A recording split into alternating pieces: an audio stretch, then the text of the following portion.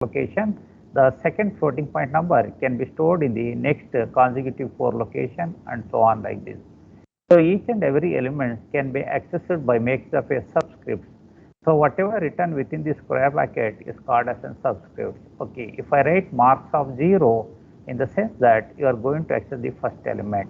If you are writing marks of 1, marks of 1 variable name followed by 1 means that you are going to access the second floating point value which is stored in the name. Means that in case of arrays we are going to make the common name, but only the subscript values are different. So these subscripts are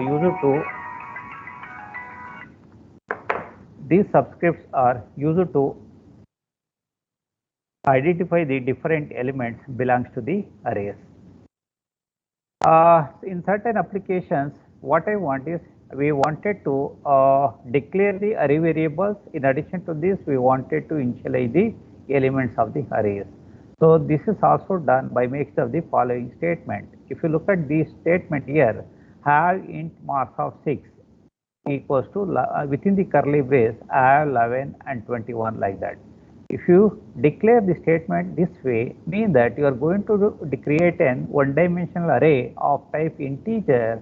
The name of the array is nothing but mass, where size is nothing but 6. But here we have only two initialization values, that is nothing but 11 and 21. So in such cases, okay, here the number of elements, initial values which are specified within the curly braces is less than the size of the arrays. In that cases, the 11 and 21 become the first and second element respectively. The remaining 4 elements are initialized to zeros. Okay, so mean that, okay, so it is similar to 11, 21 followed by 0, followed by 0, followed by 0. So the above statement is equivalent to this. Okay, another way of initializing the array elements is nothing but this way. So individually, it is also possible to initialize the arrays. The 0th elements of mass becomes the 12 in this case. And similarly, the height elements of the mass is equals to 45. Height may be any value from 0 to 5 for this particular example. Okay, because always the index value starts with 0 and it will end at max minus 1. Okay, so ith element of this array is equal to 45. Suppose if I is equal to 2, means that marks of 2 is equal to 45. This is one of the simple examples to demonstrate the arrays here. Here I declared the array A. Excuse me, sir. Yes. So can you please start recording, sir? Just a minute. I have forgot.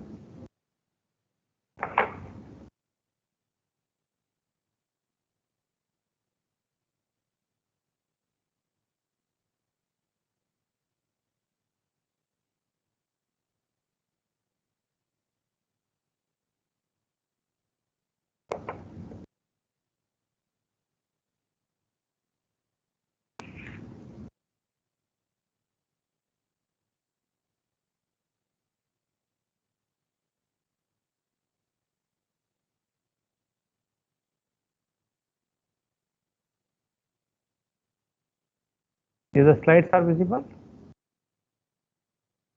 Yes, sir. Okay.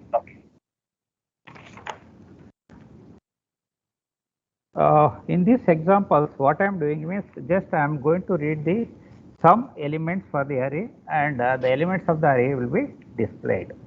Okay, so here I declared the array variable name A, and the size of that array is nothing but 10, so that I can able to store 10 elements over there. Okay, so that this is the message which is used for prompt message. Okay, so that this message will be displayed by using the cout object. I am going to read the value for n. Means that my array size is 10 in this case. So that I wanted to store up to maximum of 10 elements. So that I am going to read the how many size of the array. Mean that how many number of elements you wanted to store over there. Say n may be any value from 1 to 9 in this case. Sorry, 1 to 10. Okay. So that time, say for example, I entered as value for n Say for example, n is equal to say 5. Okay. So this for loop is used for reading the elements one by one. For I is equal to 0, I less than n, I plus plus, means that I am keep checking the high value after reading each and every element. Say for example, I enter the element, say first element 12, the second one is nothing but 13, 14 and 15, okay, and 16. These are the elements which I entered, so that at the end of this fifth iteration, so this for loop, okay, is in the test condition is this for loop is evaluated first, so I am coming out. So that treating the 5 elements for this array is over, I am going to display all these elements one by one. So in this, in the reading, while reading and as well the while displaying, I am going to use the statement a of I. It means that we are going to refer the height element of the array A. Okay, so this way I can able to display all the elements.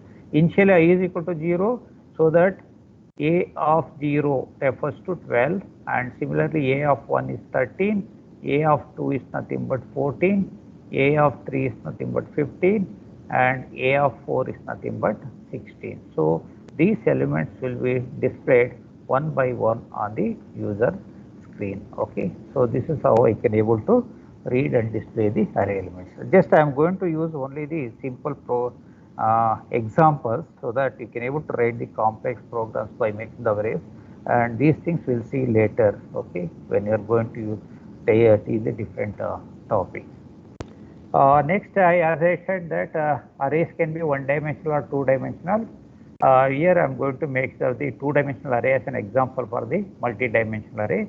So the general syntax for declaring the two-dimensional array will be like this. Okay, type, it is nothing but a data type followed by the array name followed by row size and as the column size. Okay, this is the syntax which is used for getting the two-dimensional arrays here. Okay, say for example, sometimes we wanted to process the matrices. Okay, so the elements are spread over the different rows and as the different columns. How you are going to access all the elements which belong to that particular location. So that can be done by making of these two-dimensional arrays. Means that we are going to make of the two subscript values here, one for identifying the row and another for identifying the columns over there. Say for example, if I declare the statement this way, int total 3, 5 here, means that okay, the first size, that is nothing but the row size, means that this particular array is going to have a 3 rows. In each rows I can able to have a 5 different columns over there. So totally I can able to store 3 into 5, that is 15 elements in this array over there. Okay, so here this example shows that okay, I have 0, 1, 2, 3, 4, these are nothing but the column numbers, and I have 0, 1, 2, these are nothing but the row numbers. In order to identify a particular location, I require to use the index value for the rows and as well the index value for the column. The index value for the column can vary from 0 to 4. Okay, it can vary from 0 to 4. For rows, it can be from 0 to the 2 only. Say for example, if I write the statement this way, okay, total of 1, 2 here, means that this particular statement is going to identify the element which belongs to the first row. Which belongs to the first row means the row number 1 in this case. This is the row number. It belongs to the element first row, and it belongs to the second element. Okay, this is the second element. So that okay, we are going to identify the element which belongs to this particular location. In general, if you write this way, total followed by I, total followed by j, if you write like this, means that you are going to identify the element which belongs to ith row and as well the jth column. Okay, so this way we can able to make use of the multi-dimensional arrays for representing the or for accessing the matrices. Okay, so this is a simple example which is used to read and display the matrix. Okay, so I am going to declare the array, two-dimensional array A of 100 means that by using this I can able to store 100 by 100, that is nothing but around 1000 elements I can able to store over it.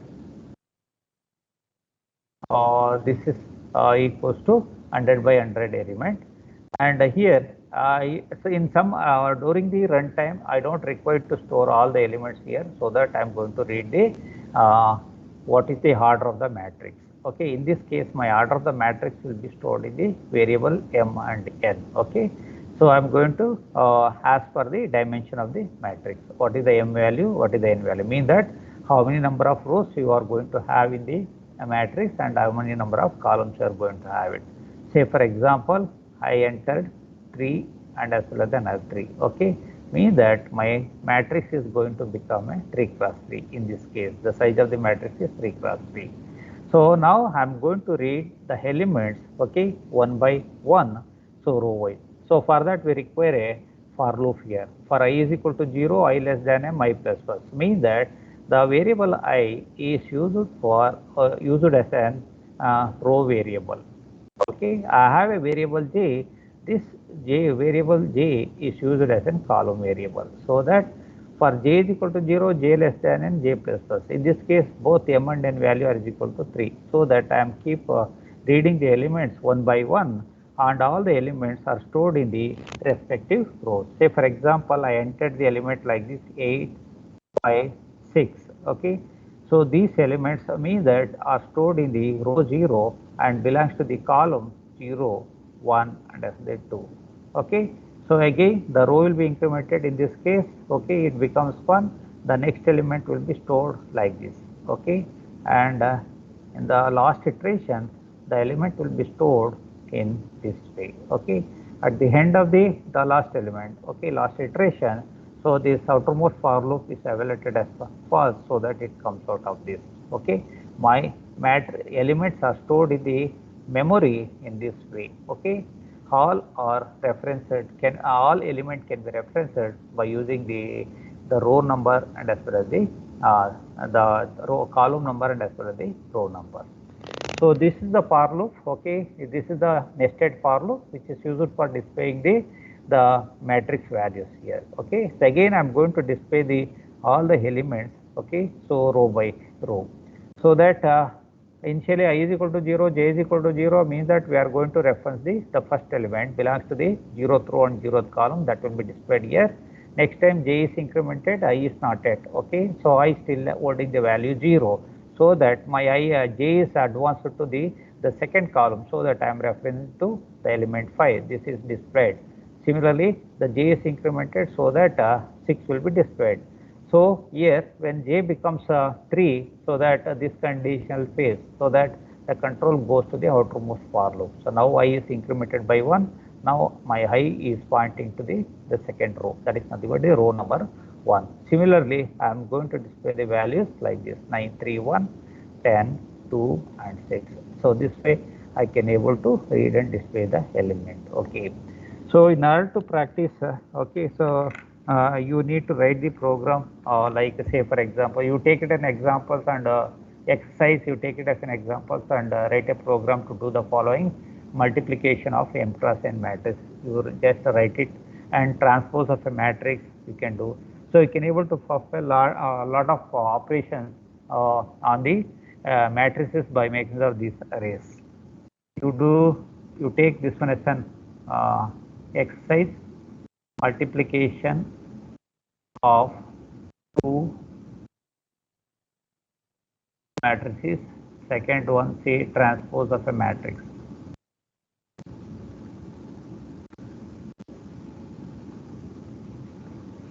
And you can able to do, say, search for a particular number in the m cross n matrix. Search for a, say, number 35 in the, say for example, 4 cross 4 matrix. Okay, you take it as an example and write the program for these 3 cases. Okay, first one is multiplication, and second one is transpose of a matrix, and find searching for a particular number or a specific number in the matrix.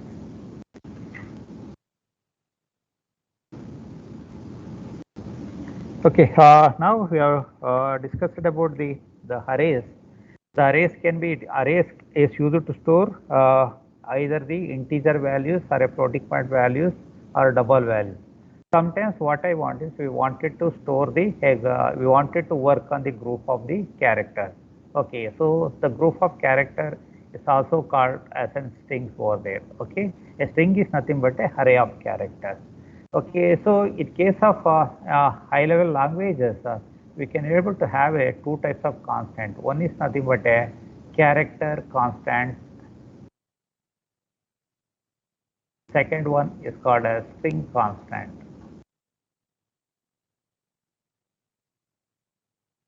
Okay, so what makes the difference? Okay, means that how do you form the characters or a character constant or a string constant? Suppose if any character which is placed within a single quote, then it is called as a character constant. Say for example, I am going to write 1 within the single quote. It is called as a character constant. Suppose if any character is placed within the double quote, it is nothing but a string constant. Say for example, I am writing the string ABC. So this is the string constant. Okay. While forming the character constant, there should be only one, at the most only one character inside the single quote. But for a character string constant, there is no limitation. Okay. There may be a single character or there may be more than one character. Okay.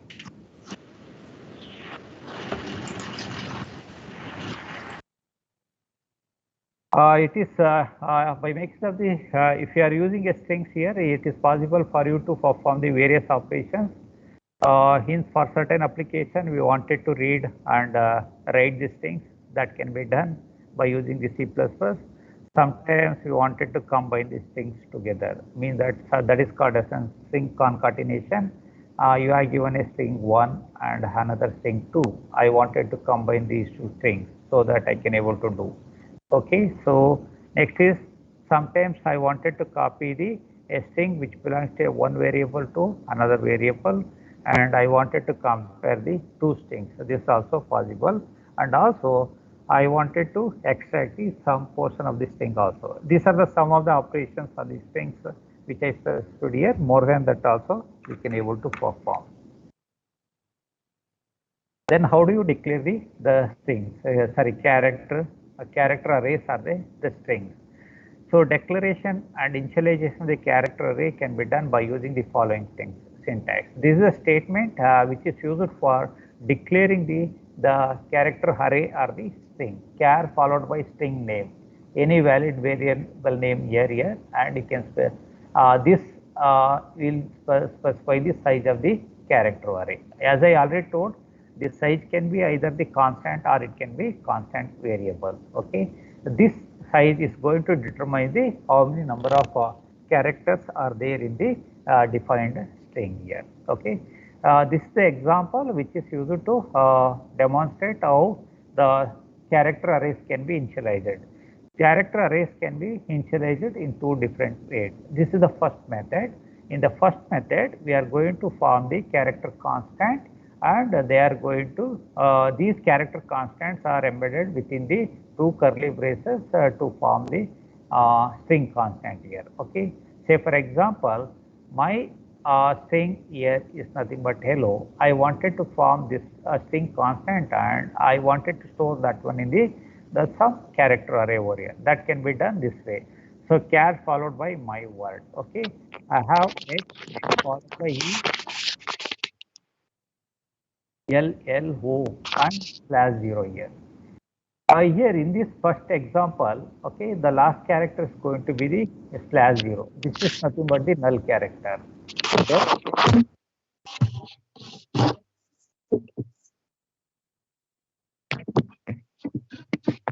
could you mute your someone as unmuted? If could you mute yourself?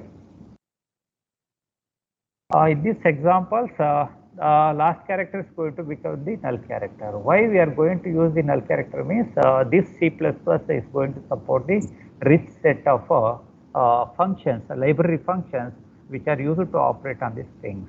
Okay, so those library functions library functions are going to use this null zero as a terminated character. This null character is this null character is treated as a terminating character for the string. For that reason, we are going to include the null character at the end of the string here. So this happens only when you are going to initialize the strings by using the character constants. Okay. So I made a character constant for the first letter, second, third, and so on like that. And at the end of this, I have a null character, so that in the memory, okay, so my string will be stored starting from the my word. Okay, whenever you are going to store the character constant in the memory locations, actually the equivalent ASCII values are stored in the memory. Okay, so H will not be stored as it is. Okay, so that instead of H, the ASCII value for H will be stored over there. We have ASCII values for the letters A to B, and which are different from the uppercase letter A to Z, and which are different from the letters uppercase letter A to Z.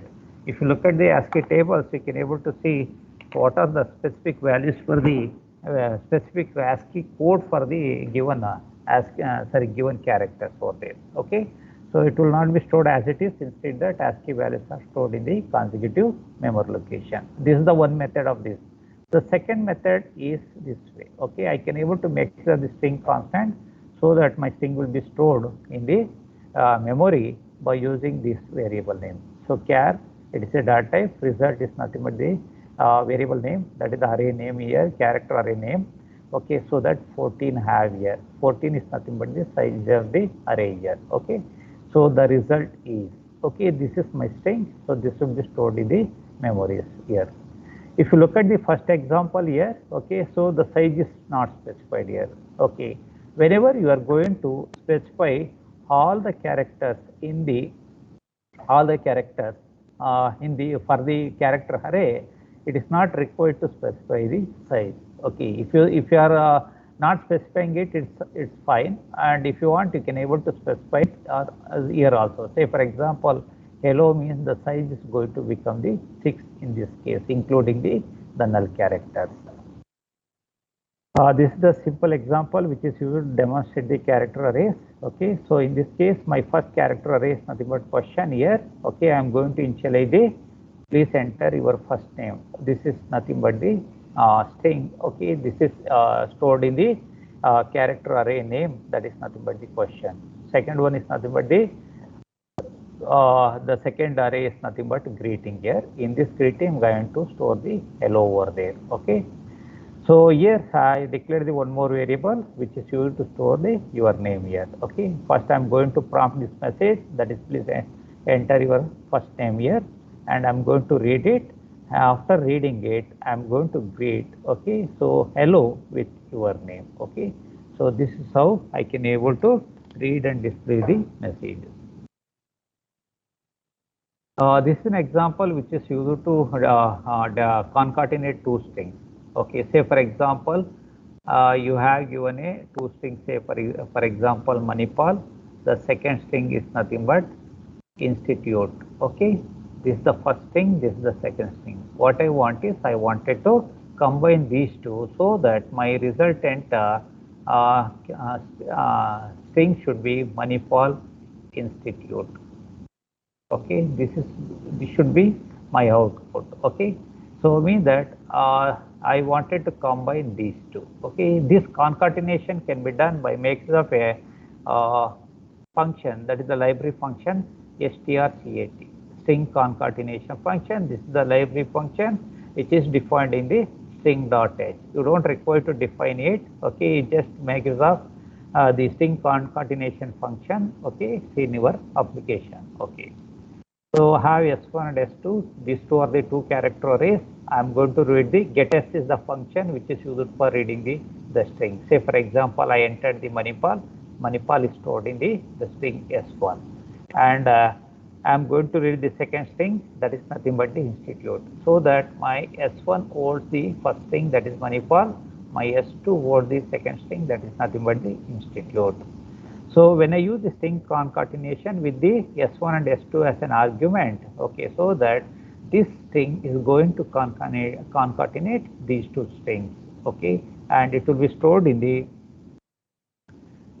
string with the first string S1 itself, so that my resultant string will be Manipal Institute. This will be stored in the variable S1 itself, okay, and finally I am going to display it this combined string here. So when I display this, I am going to get the output Manipal Institute on the user screen here. So this is how I can able to make the library functions for operating on arrays. Next, reading the embedded blanks. Okay. We are going in C++. We are going to make of the C in and C out. We are going to use the C in and C out. These are the two objects which are used for used to perform the input and as well the output functions.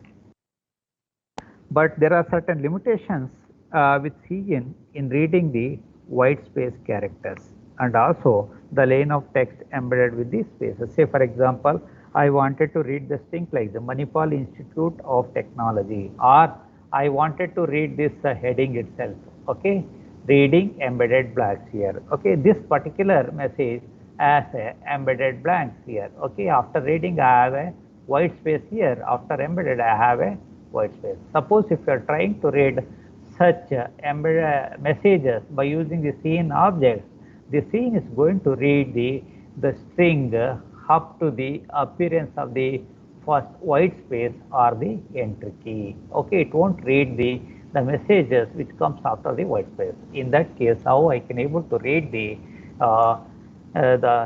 text which has multiple white spaces here. So for that, we are going to make of the functions. That function is called as an get function. So which is used along with the object, the C in here. This is nothing but the this get is nothing but the member function of the CN.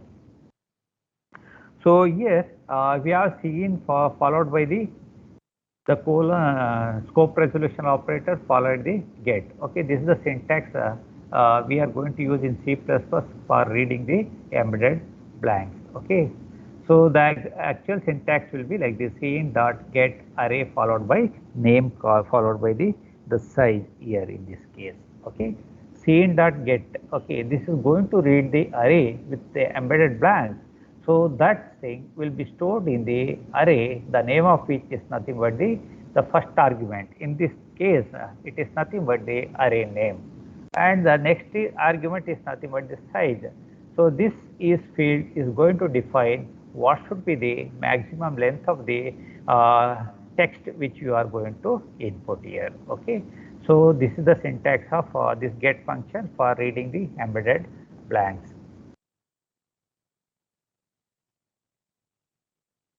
Okay, so let us see here. I wanted to count the number of characters in a string. How we are going to read? Okay, so here my string is going to be the maximum length of my string is going to be 100 here. I declared this max as a constant int. Okay, so char send followed by max. In the beginning, I told that the array variable can be defined by making the following type: data type followed by variable name followed by CS size. As I said, the size can be only constant or it can be character constant also. You cannot able to declare like this int a followed by say b like that. Okay, this is valid only when if b is declared as a constant variable. Otherwise, the compiler is going to throw an error for this particular statement here in this case. Okay, so here that I am demonstrating it here. Okay, here I have a statement char send followed by max. My character array name is nothing but send. Okay, the max is nothing but the constant variable. This is similar to send of say 100. Okay, since max is nothing but a constant variable. Okay, the value of the constant variable remains constant. If you even if you are trying to assign some other value to the constant variable in your program, the compiler is going to throw an error. Okay, that is not at all possible to change the values of a constant variable. Okay, I have declared the two more variables of type integer. They are nothing but int and count. Their initial values are 0 and 0. Okay, I am going to read the line of text here in this case. Okay, scene dot get followed by the send in this case. Okay, send followed by the maximum size here. Okay, then I'm going to display that one here. Okay, say for example, I enter the message like this: the Manipal Institute of Technology. Okay, so that the number of characters in this enter string is less than 100. It's no problem. So that the compiler can able to read this message here. So this Manipal Institute of Technology is stored in the variable send. This is of character array. It is stored in the memory this way in the consecutive memory location. I am going to display the same by using the cout object here. So my aim is to count the number of characters in a string for there. Okay. So as I already said that whenever you are going to store or create a character array, or a string, okay, so that each and every strings are terminated by the null character. That is nothing but the /0. Okay. In order to count the number of characters, I am going to make use of this while loop here. But C++ also support the functions which readily returns the length of the strings here. But here we are going to do it by writing the piece of code here in this. Okay, what I am going to do means I am going to read the first character.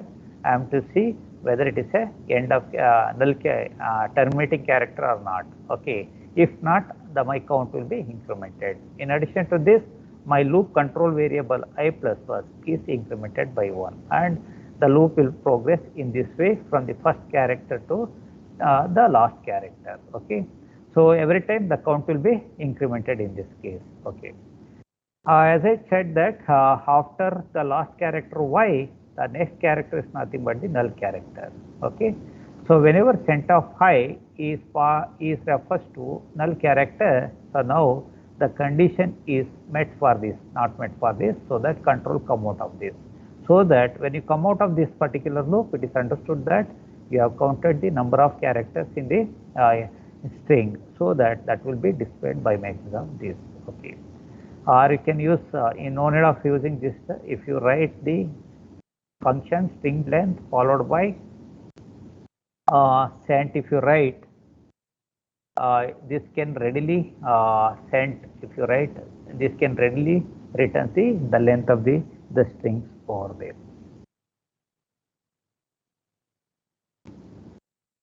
Sometimes we wanted to read the multiple lines. Okay, if you wanted to read the multiple lines, how that can be done? In order to do that one, we are going to make the function get along with the cin object by using the following syntax. So cin.get array name and size, how many number of characters you are going to read, and you are going to specify the stop character here in this case. Okay, mean that up to this character, so the compilers keep reading the characters one by one here. Okay, so this can be any one of the special characters. Okay, until appearance of these characters, the compiler keep reading all the characters. So means that this particular function is going to have a 3 arguments here. Okay, so the stop char specify the character that tells the function to stop reading. Okay, suppose if the stop character is not specified, the default value of this argument will be /n. That is nothing but the new line character. Whenever the user hits the enter key on the keyboard, so that is treated as an terminating character for reading the line of text, multiple line of text over there. Suppose if you call a functions with some other characters, okay, so for this particular argument, okay, this /n, that is nothing but the default argument, will be overridden by that specified character here. Let us see here how we can able to read the multiple lines here. Okay, so the maximum number of character which I am going to set for my multiple text is nothing but 200 here. this is the maximum number of character in the strings. Okay, I created a string with the maximum size of 200 here. I'm going to read the these multiple lines by using the cin.get function. Cin.get followed by str. Str means this is the place where you are going to put the inputted string here. Okay, and this is going to specify the max, and this is going to specify the stop character or the terminating characters. Okay.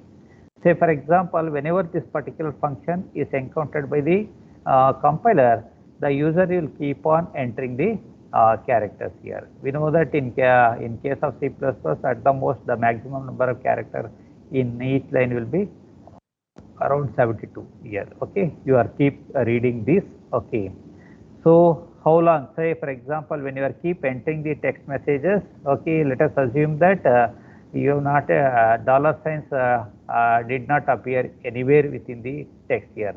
In that cases, what the compiler do is it is going to read the first 200 characters. Okay, so that now the function is terminated, so that the first 200 character which is being entered by the user are stored in the variable with the name str.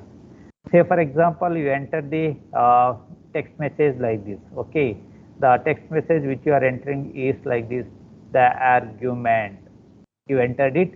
After that, say for example, if you enter the dollar sign, meaning that, so this is treated as a stop character. The compiler is going to stop reading the text, whatever comes after this. It is going to read the argument, and that will be stored in the string variable, that is nothing but the str in the memory. There are plenty of library functions are available. Those functions can able to perform operations on the given string here. As I already told that you don't require to count the characters in a string one by one. Instead that I can able to make use of the library function string length to get that one strlen, so that by using this I can able to get the length of the specified string here. Copying a string. Okay, you are given a string in S1. I wanted to copy that one to the another string. That can be done here. String copy. In this case, the second argument is going to become the source, and the first argument is the destination. So that this string will be copied to this. Okay. As I already declared, we used the string concatenation. This is used to combine the two different the strings. Sometimes I wanted to compare the length of the strings here. I can able to make use of this strcmp for comparing the strings. These strings will return either the true value or the false values, depending upon the nature of the string 1 and also the string 2.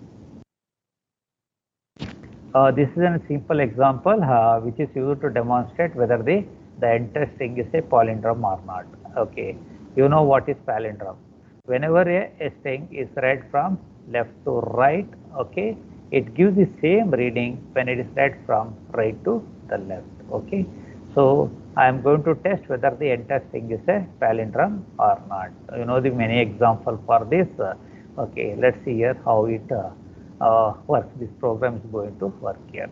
In order to find the, in order to test whether the string is a palindrome or not, what I am doing is I am going to make use of the strings character array. Say for example, this is my array here. Okay, so I have a subscript for these elements 0, 1, 2, 3, 4, 5, 6. In order to do that one, I am going to test the first character with the last. Okay, if the first character and last character are same, so that, okay, so the comparison is successful. Next, you go and compare the second character with the second character from the last. These two needs to be compared. Again, if these two are if the match is successful, then you go and compare the next two characters this way. Okay, and after that you have to compare this. You no need to compare it. Suppose if the length of this string is hard, you no need of comparing the last character itself. Okay, it belongs to either the upper half, belongs to both upper half and as the lower half. So if all comparisons are successful, we can say that the given string is the palindrome. Okay, so this is how, say for example, I have a word, say liril. Okay, you heard about this. There are plenty of examples for this palindrome example. I'll compare the first with the last. Both are real, it matches. The next character and the fourth character, these are also matches same. Okay, and finally are here. You don't require to compare this. Okay, so that this is the one of the valid example for the palindrome. In order to do this one, I need two subscripts for this. Okay, one should point to the beginning of the array, another should point to the end of the array. That is nothing but the last character. When your comparison keeps progressing, that is nothing but the begin and I call it as a front end, I call it as a rear end. Okay, front end should be incremented and rear end should be decremented as the comparison keeps moving on. Okay, for that I am going to use the two variables over there in this case. Okay, how many comparisons you require? Suppose if the length of the string is n, okay, you need to do n by 2 comparisons. Okay, that is enough over there. Say for example, here if I take this example, liril, my length of the string is nothing but 5. 5 by 2 is nothing but the 2. Because integer operations I am doing here, I require only 2 comparisons. Because I need to compare the first with the last and second character with the fourth character. I don't require to compare this odd one out. That is nothing but the middle character. Just by using the 2 comparison, I can able to check whether the given palindrome, given string is palindrome or not here. Okay, here I declared the string variable to hold the input string, and I have a integer variable. Okay, I and j. This is for holding the length of the string. I and j for used as an loop index variable and flag. Okay, this flag is going to hold conditions. Okay, about the string, whether the string is a palindrome or not. Initially, I assign the value 1 to this. Okay, subsequently, I am going to change the value of this flag depending upon the type of the string which we have entered. Okay, I am going to read the string get str. Okay, that is stored over there. Say for example, str is a string. It has the following character array. Okay, liril, it is stored over there. This is in 0, 1, 2, 3 and 4 over there. Okay, and I am going to start with what for I is equal to 0, str of I not equal to 0 slash 0 I prime. Means that this is, I don't know the length of the string. So what I am doing is I am going to move the high value to the end of the string. That is what I am going to do in this case here. Okay, so that I am going to move that one to the end of the string here. Okay, I am going to assign I value to the n, that is nothing but the end of the string here. For I is equal to 0, I less than n by 2, I plus plus. Okay, where I is nothing but n, in this case n is nothing but the length of the string here. Okay, that I am going to find the length here, or I am going to move the end of this, moving the pointer to the end of the string. Mean that I am keep progressing it from 0 to the last character, that is nothing but the fourth character. At this point my I value will be 4. Sorry, I value will be 4. Okay, I is equal to 0, I less than n by 2. Okay, that is nothing but 2 in this case, I plus plus. Okay, if str of I equals to str of n minus I minus 1 here. Okay, so if you see here, str of I means your str of I initially I is equal to 0, your I is pointing to this L. Str of n minus I minus 1. What is n value? N value is nothing but the 4. Okay, j I value is nothing but 0 minus 1. Okay, so that is sorry, in the in this case I value is going to be 5 here in this case. Okay, because whenever I value becomes 5, then only we are coming out of this character. So for that n value is equal to 5 in this case. So 5 minus initially 0 minus 1 year, mean that str of 4 you are going to pointing to the last character, so that you are going to pointing to this. Okay, this is going to point to this. We are going to check whether the first character is same as the last character, not equal. But if these two are not equal, then only you are going to entering into the if body. Okay, now both are they are equal. The first character and last character are equal. Okay, you are not entering to this body. You are going back here. Your pointer is incremented, so that your eye is pointing to this. Then you are going to pointing to this character by using this. Okay, again this condition does not matches, means that this expression is evaluated as an false in this case, so that you are going back here. Okay, when you are going back here, now your I value becomes more than 2 years, so that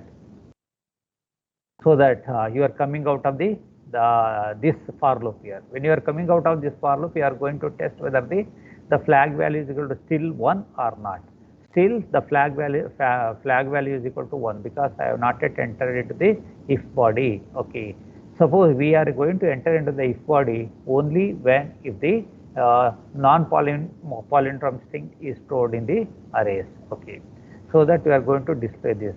Say instead of this, say for example, if I take MANIPAL as an array in this case, okay, first character will be M and the last character will be L here. I am going to compare the M with the L. Okay, str of I, that is nothing but the M not equals to L. Yes, a condition is true. When it is true here, the flag is become 0. Okay, after that you are using a keyword break.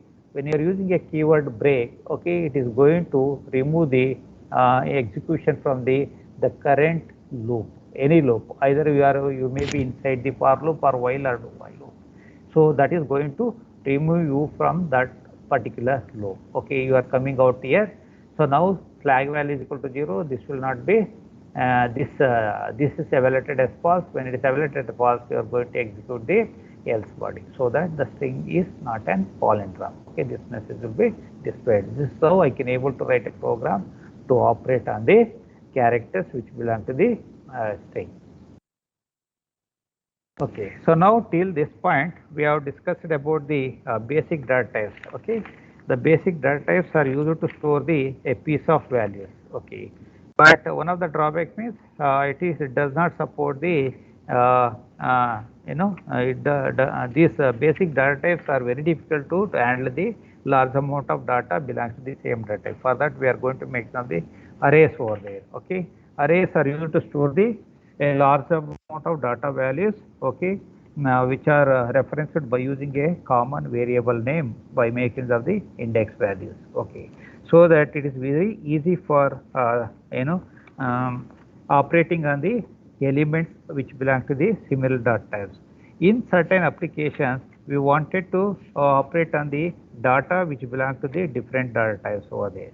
Say for example, in certain applications, what I want is I wanted to store the information about a student, or I wanted to store the information about an employee in an organization. If I look at the employee, if you wanted to process the information about the employee, means I wanted to store his name, I wanted to store his designation in the organization, and I wanted to store his employee ID, and I wanted to process its salary. Okay, say the name is an example of character array, or I say this is nothing but a string.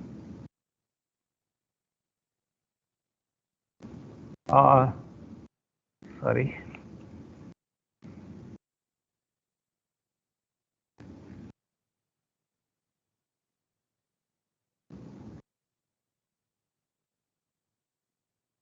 It is nothing but a string, and designation is also a string, and employee ID is nothing but an integer.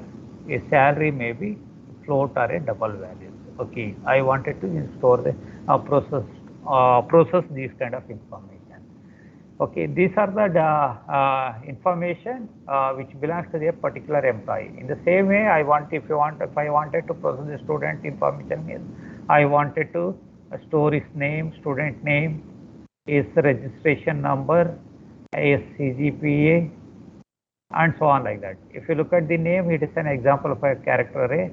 In registration number is an integer, and CGPA is nothing but the floating point values. Okay, means that if you wanted to process one or two student or one or two employee, so it is very easy to process this by using the basic data types along with the arrays here. But sometimes we wanted to process the large number of employees data or the large number of student data. In that cases, even arrays are not feasible. So for that, we are going to make the another kind of user defined data type, that is nothing but a structure. Okay, so variables of such as represents one item, means that what we have studied about the primary data type. Okay, so they can able to store only the piece of information, but arrays are used to store the group of items which belong to the similar data types over there. Okay, in order to overcome these drawbacks, we are going to make the user defined data type, that is nothing but a structure here. Okay, a structure is nothing but the collection of one or more variables, possibly of different types. Means that inside the structure, it is possible for you to process either the data belongs to the same type or data belongs to the different data types. But all these data types are grouped together under a single name, for which is very much convenient for handling these data values. Okay. So whatever the variables which we are going to use inside the structure, okay, they may be an integer, or they can be a floating point, or they can be any other type. Okay, sometimes they can the members of the structure can also be array also. Okay. How do you define the structures in the C++ language? This is the general syntax which is used to define the structure in the C++. So here we have a first keyword, that is nothing but the struct. Struct is the keyword. This is the keyword followed by the structure name. So any valid variable name you can able to use for giving the name for the structure. Okay, followed by data type, followed by member 1, data type followed by member 2. These members, either they can be primary or they may be arrays also. Primary or arrays you can able to use over there. So end of the structure is okay and delimited by makes of the semicolon. This is the general syntax for defining the structure. Let us see the example. I wanted to process the student information. How the structure for the process the student information can be created. So as we have seen in the previous slide, the syntax for the structure here, in this case I am using the keyword struct. Okay, this is going to identify that student as a structure member. Okay, student is of type struct. I say the student is the variable, it is of type the struct. Inside the student, I have a integer member, I have another integer number, and have a character array, and also I have a float defined member here in this. Okay. So what exactly happens here? Members of a structure themselves are not the variables here, and also these members do not occupy any memory. Means that if you define the structure this way here, this will give simply the blueprint of the structure. Okay, means that how exactly your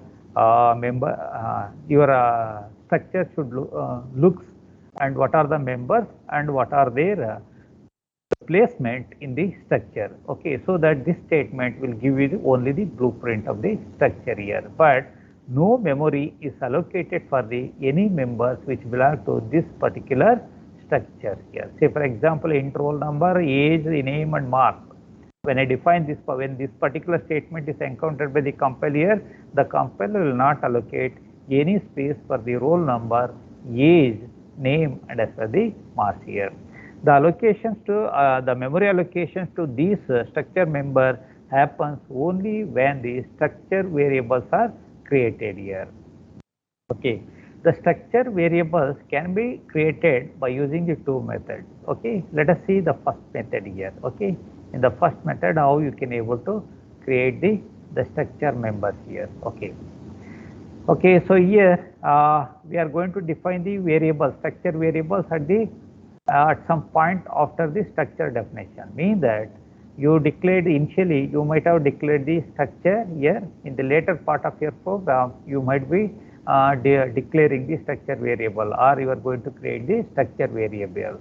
The syntax for creating the structure variables will be like this. Okay, struct followed by the name here. Okay, you don't require to make the keyword struct here again. Okay, struct keyword is not required at the time of creating the structure variable in C++. In C++, it is not required. The keyword is not required. Struct name followed by variable. If you wanted to create a n number of variables here, each and every variable must be separated by a comma. Okay, so variable 1, variable 2, up to variable n, and terminated by the character semicolon over there. Okay, so I have a struct name here, student. Okay, this is an example for the blueprint which we have declared in the previous slide. Okay, this is the structure which we have created here. The name of the structure is nothing but the student. For this, I am going to create the variable for storing the information about some students over there.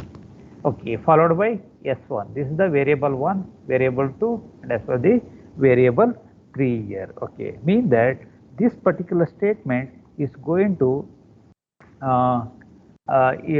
create the space for the 3 structures, members of the structure. Okay, so that 3 student information can be stored in these variables. The second method is like this. In the first method means first you are going to define the structures, and later in some part of the program you are going to declare the structure variable. But in the second method, at the point of structure definitions, you are going to create the structure variables. Okay, this is the second method here. Okay, struct followed by same example I am using here again. Name of the structure is student of type struct, integer, roll number, age is a integer type, and name is nothing but a character array type, and float marks is nothing but a floating float type over here. Okay, followed by variable names I am writing S1, S2, and S3. Okay, I am going to define these three. Means that I am going to define the 3 operations here. One is nothing but defining and as well as the creating the structure variable here. Okay, how exactly whenever the structure variables are created by using the compiler, how exactly the members of the structures are placed in the memory. So the compiler is going to determine what should be the size of the each structure variable. For this particular example here, I have a roll number of integer, it is of 2 bytes, and I have a age, it is also integer type, it is 2 byte, character array, the length of it is nothing but 10 byte, and float is nothing but a 4 byte. So that each structure variable is going to have these many number of memory locations. So that is nothing but 18 locations are associated with each and every structure variable S1, S2, and as well the S3. Another 18 for S2 and another 18 for S3. Okay, so according to this here, the first field is going to have a roll number, the second field is going to have a age, followed by the name, followed by the mark. Okay, this is how the memory is organized internally for the members of the structure. So now we have learnt about how to define and how to create the structure variable. Now let us see how the members of the structure can be accessed. The members of the structure can be accessed by using a operator that is called as a structure member operator. Okay, it is also known as a dot operator. So we are supposed to make the dot. Okay, this dot operator, by using this dot operator, the members of the structure can be accessed. In the previous example, we have created a structure of type, we have created a variable of type, variable student of type struct. Okay, and it has what? Int roll number, int age, and char name followed by say 10 followed by sort marks. Okay, this is my structure here. How I can able to create that one. Okay, and also we have studied how the variables can be created. Student followed by s1 comma s2. First method I am using here s3 here. Okay, how the members of the structure. See, have a variable s1, s2 and s3. Okay, again this s1 and s2 are going to have the space for the structure members like roll number, age, name and as well the mark. Okay, so these members are common in all the structures of type structure student of type struct. Okay.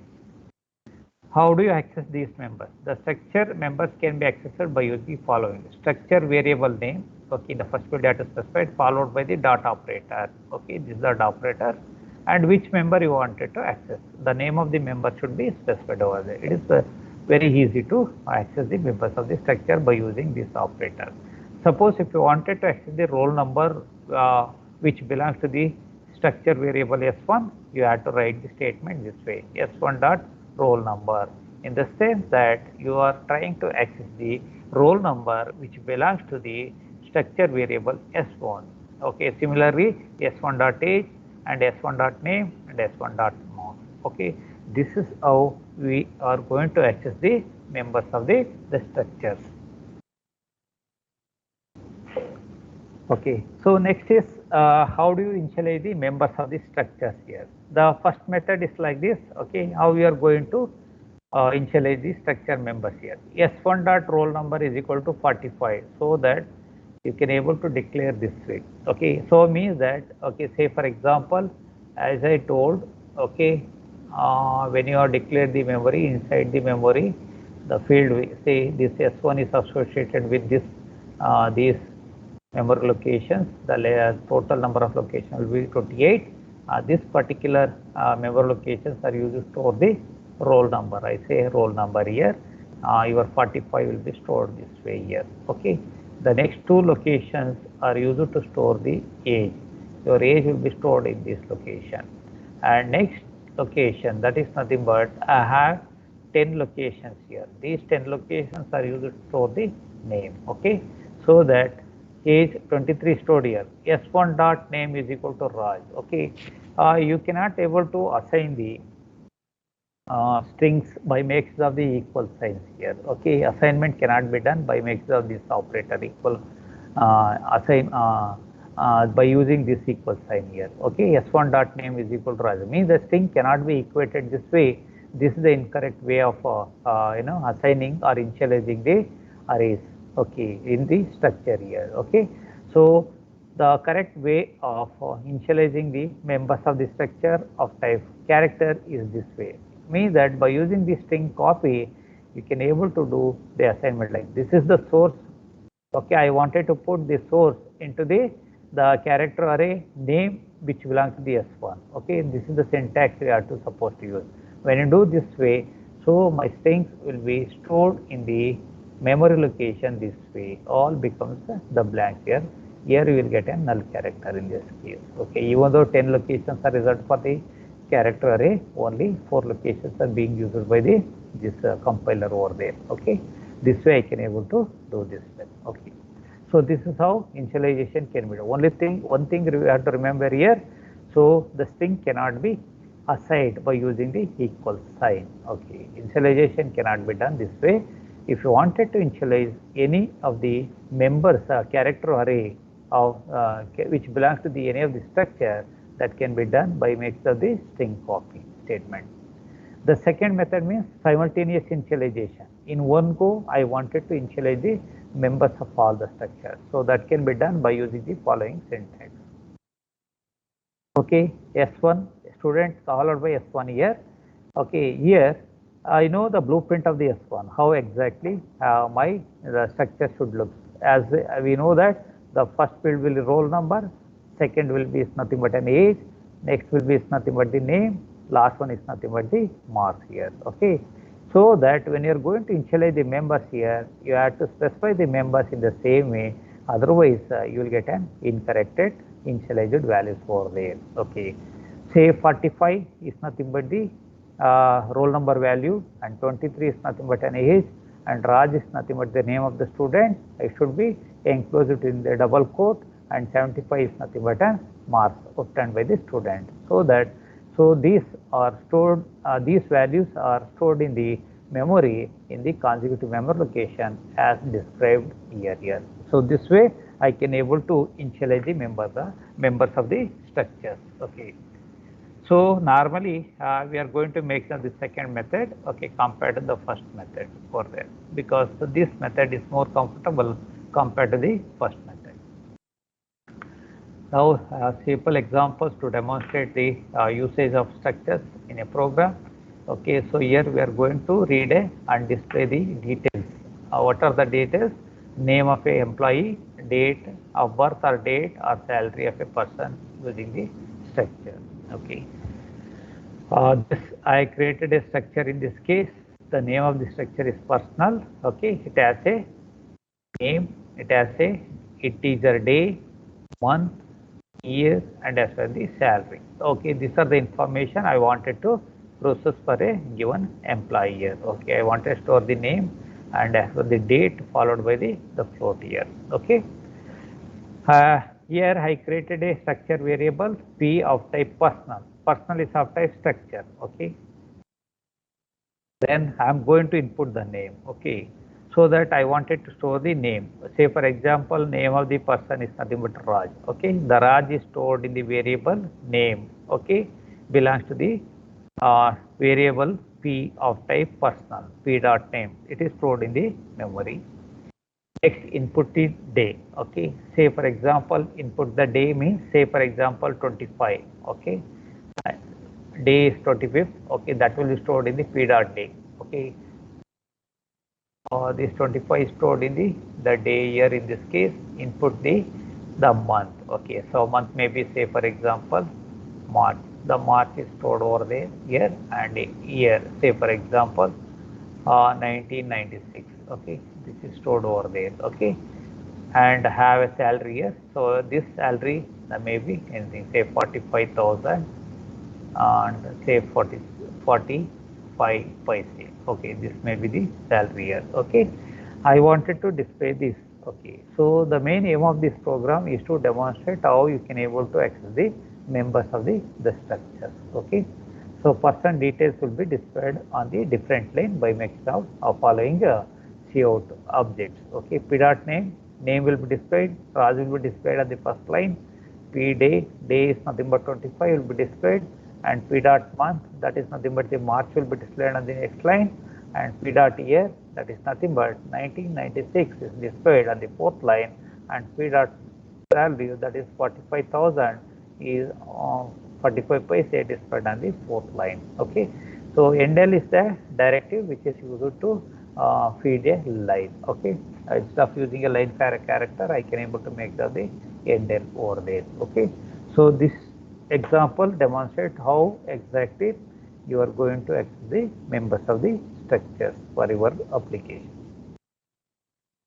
Okay, sometimes say for example, we have discussed about how to create a structures and how to access the members of the structure. Okay, the next one is in certain applications I wanted to work on the array of structures. Say for example, if I take a class of example of a class.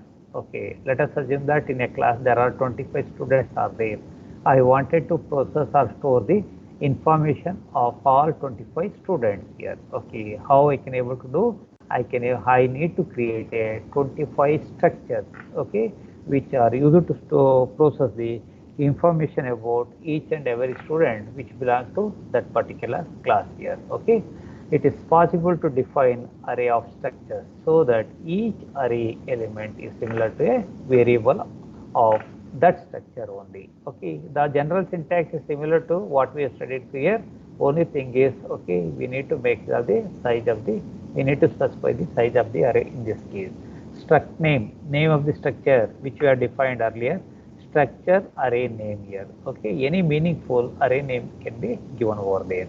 So then size, how many students data you wanted to process, or how many such structures are required. Okay, so that should be spread. Say for example, say 25. I can able to do this way. This is an example here. This is going to make now the structure which you defined in the previous slides here. Student, I mean that I'm going to create a structure to process the 100 students for them. Okay, 100 students will be stored here.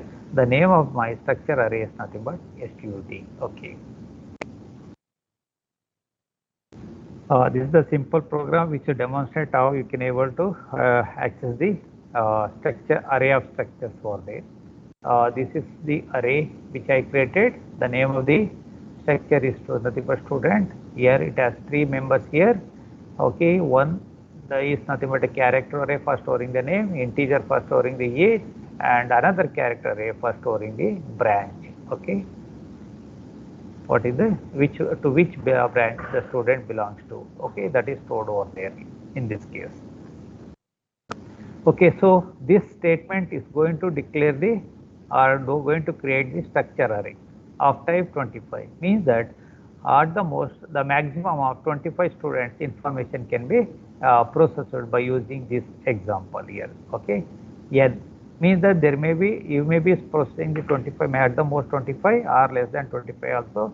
For that I am going to decide here at this point. Okay, how many student information you wanted to process. Say always n value should be less than or equals to 25 here. Okay, say for example 5, if I entered n is equal to 5 students information I need to process here. Anyhow I created a structure for 25 students, out of which I am going to use only the 5 structure for storing the 5 student information. Okay, I am going to use the for loop for storing the student information here. Okay, for j is equal to 0, j less than n is nothing but 5 here. Okay, so j plus plus. Always the index value range from 0 to max minus 1. In this case, n minus 1, that is nothing but the 4. Okay, so means that this for loop will be executed 5 times in this case, so that I can able to read the 5 student information here. Okay, enter j plus 1 student. Since j is equal to 0 plus 1 means the first student information I am asking you to enter here. Okay, you enter the first student name. It is stored in the variable student j dot name here. J is equal to 0. Okay, so that how structures can be differentiated. Student of 0, STUD of 0 refers to the first structure. STUD of 1 refer to the second, and so on like this. Okay, so that the members of that particular structure are referenced by using the dot operator, like STUD 0 dot, say for example name, and followed by say age, followed by department. This is how I am going to access the members of the structure. Cout, enter the name. Okay, so that I'm going by using the scene object, I'm going to read the name of the student. Then age is read by using this STUD dot age, means that the entered age will go and sit in the second field in that particular structure. Okay, similarly the department. So the loop will be iterated or executed 5 times here. Okay, after fifth iteration, so that this expression is evaluated faster coming out, so that we read the information for the 5 students. Those 5 student informations are displayed one by one by using the next for loop. Okay, yes, this is what we are going to use for displaying the structure. Cout followed by student j plus 1, first student information. Okay, first student information is located in the STUD of 0. Okay, it is stored over there. Similarly, name, age and department are displayed. Again the loop control variable is incremented, and again the for body statement will be executed, and so on. How long it will be done? Okay, so till 5 iterations. Okay, once at the end of the 5th iteration, so that the loop this test condition is evaluated fast, you are coming out. So that this example demonstrates how you can able to create the arrays, and how you can able to read the values for the members of the arrays, and those can be processed. So this is about the structure. Next we have a structure and as well the functions. we'll discuss about these in the next coming class only. At this point, I'm going to stop printing this. Just a minute.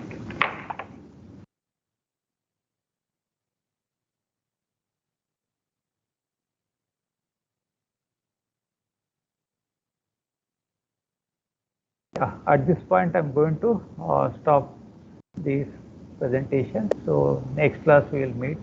That is on the coming Tuesday. Okay. And for other section, I think videos will be. I am going to give the link today, and the links will be shared in the for the F section. Okay. Automatically, the E section student can able to get it. I don't know. I just will download the attendance sheet. I don't leave the meetings.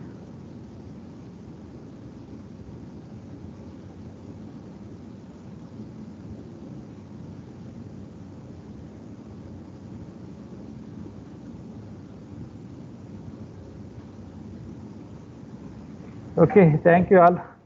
You just start writing the program so that you get a control over the programming. Okay, so when you actually take up the data structure topics here, okay, you need by that time you should be comfortable with the all the the statements. To me that like arrays, structures, and classes, how you can able to define the class, how to access the members of the class, and all those things. For this region, we are going to give this overview. Okay, thank you all. I am closing the meeting now. Okay, thank you. Thank you, sir. Thank you. Thank you, sir. Thank you, sir. Thank you. Thank you, sir. Thank you, sir. Thank you all. Thank you.